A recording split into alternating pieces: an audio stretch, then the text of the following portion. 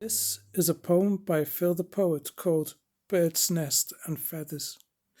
A chaffinch breaks through the shell of abandonment, chirping as the sun peeps through the chink of armor. He pushes forward, breaking forth from his sarcophagus. A warrior fresh from a bloody battle conquers life. Draped in yoke-covered feathers, he begins to move, trying to lift the weight of puzzling thoughts off his shoulders.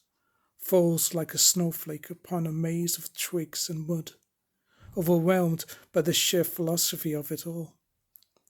Suddenly, he hears a beautiful melody, replies in kind, muffled in the warmth of the wings of pure love. Knowing he is safe, snuggles into the feathery arms, drifts asleep to the sound of a mother's soothing voice. Soaring on the vibrational crest of a dream, gliding through the evening sky of a blue Eden, over emerald fields draped in a tangerine globe, drying scarlet encrusted wings, plunging to earth, waking up to reality to see the safety of the nest invaded. Mother lies motionless, while two eyes slowly blink. Life is torn apart. Dreams have been dashed underfoot.